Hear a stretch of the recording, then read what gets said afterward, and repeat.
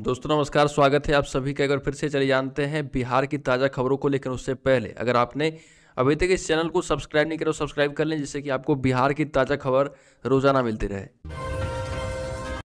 पहली बड़ी खबर, पटना पहुंचे धीरेन्द्र शास्त्री ने कहा कि रउआ सब ठीक बा। हिंदू राष्ट्र के सवाल पर कहा कि मैं राजनेता नहीं, आतंकी हमले की आशंका को लेकर हाई अलर्ट। बागेश्वर धाम के बाबा धीरेन्द्र शास्त्री पटना पहुंच गए हैं। पटना एयरपोर्ट पर उनके समर्थकों की भारी भीड़ दिखी। उनके समर्थकों ने फूल बरसाकर उनका स्वागत किया। इस दौरान बीजेपी सांसद मनोज तिवारी भी उनके साथ दिखे। एयरपोर्ट पर उन्होंने कहा कि बिहार हमार बा, रउआ सब ठीक बानी ना। वहीं हिंदू राष्ट्र के सवाल पर उन्होंने कहा कि मैं राजनेता नहीं हूं। पटना आने से पहले उन्होंने अपना एक वीडियो ट्वीट किया, जिसमें कहा कि कैसे वो बिहार के पागलों, आप सभी परिवार के साथ हनुमंत कथा में सादर आमंत्रित हैं। शास्त्री की सुरक्षा में तैनात होंगे 10 सुरक्षाकर्मी और बाउंसर। पटना के नौबतपुर में धीरेन्द्र शास्त्री की हनुमत कथा को लेकर तैयारियां लगभग पूरी कर ली गई है। बाबा बागेश्वर की कथा को लेकर तरेतपाल गांव का पूरा इलाका भक्ति में डूब गया है। 10,000 महिलाओं ने कल जल ढारा और धीरेन्द्र शास्त्री की कथा को सुनने के लिए बिहार से बाहर के लोग भी पटना पहुंच रहे। धीरेन्द्र शास्त्री के दिव्य मंच को अंतिम रूप देने के लिए आयोजक जोर शोर से जुटे हैं। मंच के ठीक पीछे बाबा के लिए ग्रीन रूम बनाया जा रहा और इस रूम में बाथरूम से लेकर आराम करने तक की तमाम व्यवस्था की गई है। बड़ी खबर, दिव्यांगजनों के लिए बिहार सरकार की खास योजना, फ्री में मिल रही बैटरी चलित ट्राई साइकिल। बिहार सरकार के सामाजिक सुरक्षा कल्याण विभाग की ओर से संबल योजना चलाई जा रही है। इस योजना के अंतर्गत दिव्यांगजनों को मोटर चलित ट्राई साइकिल उपलब्ध कराई जा रही है। और अगर कोई दिव्यांग है या फिर आपके आसपास ऐसे दिव्यांगजन हैं जिन्हें बैटरी चलित ट्राई साइकिल की आवश्यकता है, तो ऐसे इस योजना के अंतर्गत 60% से अधिक दिव्यांगता वाले लोगों को बैटरी चलित ट्राई साइकिल उपलब्ध कराई जा रही है। नौबतपुर के तरेतपाली में हो रहा आयोजन, बागेश्वर धाम के धीरेन्द्र शास्त्री की होगी श्री हनुमत की कथा। शाम 4 बजे से शाम 7 बजे तक कथा होगी। शनिवार से शुरू होकर 17 मई तक बागेश्वर धाम सरकार आचार्य पंडित धीरेन्द्र कृष्ण शास्त्री की हनुमत कथा होगी। आपको बता दें कि उनके कष्ट निवारण और सफल जीवन का मंत्र बताएंगे। इससे पहले नौबतपुर के तरेतपाली स्थान में बागेश्वर धाम के पीठाधीश्वर आचार्य पंडित धीरेन्द्र कृष्ण शास्त्री की 5 दिवसीय श्री हनुमत कथा को लेकर जलभरी के बाद गाजे बाजे के साथ भव्य कलश यात्रा निकाली गई थी। बड़ी खबर, करुणा सागर को राजद का राष्ट्रीय प्रवक्ता बना दिया गया है। तमिलनाडु के पूर्व डीजीपी रह चुके हैं। राजद के राष्ट्रीय अध्यक्ष लालू प्रसाद ने करुणा सागर को राजद का राष्ट्रीय प्रवक्ता बनाया है। तमिलनाडु के पूर्व डीजीपी करुणा सागर हाल ही में राजद में शामिल हुए हैं। राजद कार्यालय में आयोजित एक समारोह में पार्टी के वरिष्ठ नेताओं की उपस्थिति में मुख्यमंत्री, उप मुख्यमंत्री तेजस्वी यादव ने शामिल करवाया था और राजद की ओर से त्रिवेणी यादव को जमुई जिला का अध्यक्ष बनाया गया है। बड़ी खबर, 40 साल के बाद पटना से भागलपुर के बीच गंगा में चलेगा पैसेंजर जहाज। विभाग से एनओसी का इंतजार। 40 साल के बाद एक बार फिर से पटना और भागलपुर के बीच पैसेंजर जहाज चलेगा। भारतीय अंतर्देशीय जलमार्ग प्राधिकरण से जहाज के परिचालन के लिए एनओसी मांगी गई है।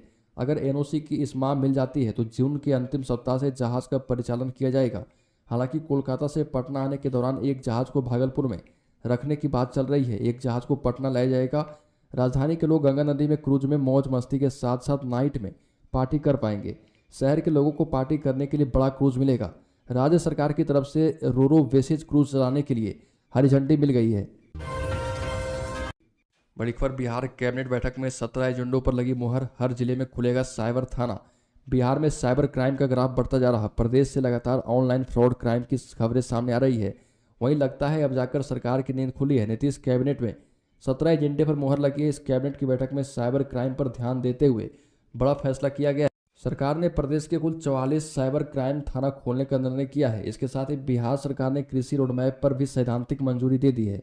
मतलब फिलहाल पैसे की व्यवस्था तो नहीं की गई है, लेकिन 2023-2028 तक 5 सालों में कृषि रोडमैप पर करीब 1,62,268 करोड़ रुपए खर्च करने वाली है।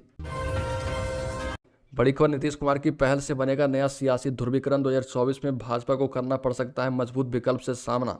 अगले साल होने वाले लोकसभा चुनाव को लेकर विपक्षी एकता को लेकर बिहार के मुख्यमंत्री नीतीश कुमार दिल्ली से लेकर कई राज्यों की राजधानी नाप चुके हैं। इस दौरान वो झारखंड और महाराष्ट्र भी पहुंच चुके हैं।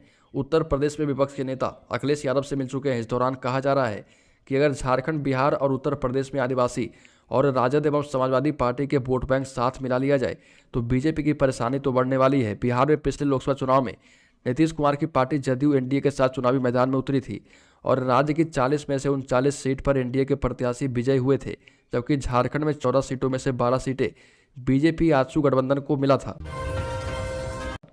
बड़ी खबर सुशील मोदी का तंज, बोले मुख्यमंत्री नीतीश राजद में करें जदयू का विलय और कुर्सी तेजस्वी को सौंप दें। बिहार के पूर्व उप मुख्यमंत्री एवं राज्यसभा सदस्य सुशील कुमार मोदी ने कहा कि उपेंद्र कुशवाहा की अलग दल बनाने और आरसीपी सिंह के बीजेपी में शामिल होने पर जदयू में टूट और भगदड़ मच गई है। ये भी कहा कि इसे देखते हुए नीतीश कुमार को लालू प्रसाद से हुई डील के मुताबिक पार्टी का राजद में विलय कर तेजस्वी यादव को जल्द ही मुख्यमंत्री बना देना चाहिए। मोदी ने कहा कि जब जदयू का अस्तित्व मिटने वाला है और पार्टी के दर्जनों लोग बीजेपी में आने की कतार में हैं, तब ललन सिंह को अपना घर बचाने की चिंता करनी चाहिए। मोदी ने एक बयान जारी कर कहा कि ओडिशा में मुख्यमंत्री नवीन पटनायक ने नीतीश कुमार से कोई राजनीतिक बात नहीं की, भोज में ललन सिंह को बिठाया तक नहीं। बड़ी खबर बागेश्वर, बाबा धीरेन्द्र शास्त्री की कथा पर आतंकी हमले का खतरा, विस्फोट की आशंका पर अलर्ट, 135 मजिस्ट्रेट एवं 600 पुलिस के जवान तैनात। हनुमान कथावाचक धीरेन्द्र कृष्ण शास्त्री पटना के तरेत में 5 दिनों तक हनुमंत कथा करेंगे और उनकी सुरक्षा व्यवस्था को लेकर अलर्ट जारी कर दिया गया है। खुफिया एजेंसियों के इस अलर्ट को देखते हुए पुलिस मुख्यालय ने पटना एसएसपी को उनकी सुरक्षा में सभी मानकों को पालन करने का निर्देश दिया है। सीसीटीवी कैमरे से पूरे आयोजन स्थल की चौकसी करने के लिए कहा गया है। मीडिया रिपोर्ट के मुताबिक जिला प्रशासन ने एक पत्र जारी कर अलर्ट किया है, जिसमें आतंकी उग्रवादियों के द्वारा विस्फोट की आशंका जाहिर की गई है और इसके मद्देनजर सुरक्षा व्यवस्था को चाक चौबंद कर दिया गया है। तरेत में कंट्रोल रूम खोला गया है। स्वान दस्ता के साथ बम स्क्वाड टीम और चप्पे चप्पे की वीडियोग्राफी भी कराई जाएगी। बड़ी खबर, नीतीश कुमार के अभियान को नवीन पटनायक का झटका। पटनायक ने कहा कि थर्ड फ्रंट की कोई गुंजाइश ही नहीं बनती। बिहार के मुख्यमंत्री नीतीश कुमार की विपक्षी एकजुटता की मुहिम को बड़ा झटका लगा है।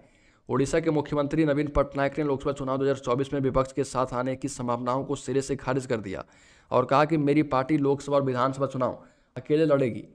एक तरफ नीतीश कुमार विपक्षी एकता को धार देने के लिए देश भर में घूम घूमकर बीजेपी के खिलाफ सभी को लामबंद करने में लगे हैं।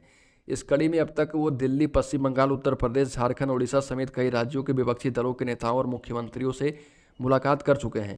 9 मई 2023 को मुख्यमंत्री नीतीश कुमार ने भुवनेश्वर में ओडिशा के मुख्यमंत्री और बीजेडी अध्यक्ष नवीन पटनायक से भी मुलाकात की थी।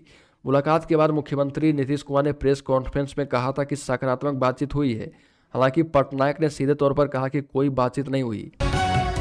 सबसे पहली और बड़ी खबर, हेमंत सोरेन से मुलाकात के बाद बोले नीतीश कुमार, आगामी लोकसभा चुनाव का परिणाम देश का इतिहास बदलने वाला होगा। देश में विपक्षी एकजुटता की मुहिम के तहत रांची पहुंचे बिहार के मुख्यमंत्री नीतीश कुमार ने बुधवार को झारखंड के मुख्यमंत्री हेमंत सोरेन से मुलाकात की। इसके बाद दोनों नेता मीडिया से मुखातिब हुए। नीतीश कुमार ने कहा कि आने वाले लोकसभा चुनाव का परिणाम देश का इतिहास बदलने वाला होगा। यह एकजुटता उन ताकतों के खिलाफ है जो देश के पुराने इतिहास को मनमर्जी से बदलने की कोशिश कर रहे हैं। नीतीश कुमार के साथ जदयू के राष्ट्रीय अध्यक्ष राजीव रंजन उर्फ ललन सिंह, बिहार के उप मुख्यमंत्री तेजस्वी यादव भी मौजूद रहे। नीतीश कुमार ने कहा कि हेमंत सोरेन जी से बात हुई है, हम सभी की राय एक है, देश के हित में एकजुटता का यह प्रयास चल रहा है।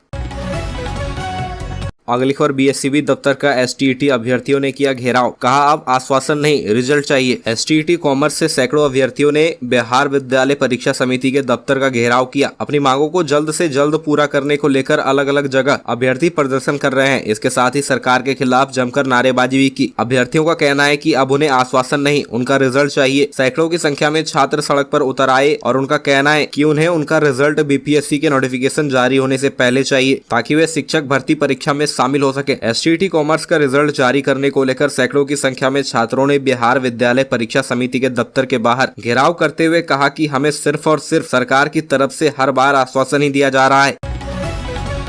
अगली खबर, आनंद मोहन पर पूर्व आईपीएस ने लगाया हत्या की सुपारी देने का आरोप। जेल से आनंद मोहन की रिहाई का विरोध करने वाले बिहार के पूर्व आईपीएस अधिकारी अमिताभ कुमार दास ने अपनी हत्या की सुपारी देने का आरोप आनंद मोहन के ऊपर लगा दिया है। बाहुबली की रिहाई के विरोध में आवाज उठाने वाले पूर्व आईपीएस अमिताभ कुमार दास ने कहा कि कभी भी उनकी हत्या हो सकती है। बाहुबली ने अपने गुर्गों को ऑर्डर दिया है कि अमिताभ दास को भी जी कृष्णैया के पास पहुंचा दो। अमिताभ दास के मुताबिक सुपारी का इनपुट उन्हें उनके इंटेलिजेंस ने दी है, जिसकी जानकारी बिहार पुलिस के मुखिया को दे दी गई है। आनंद मोहन की हिट लिस्ट में आने का मतलब कभी भी कोई बड़ा वारदात हो सकता है। अमिताभ कुमार दास ने ही सबसे पहले बाहुबली आनंद मोहन की रिहाई का विरोध किया था।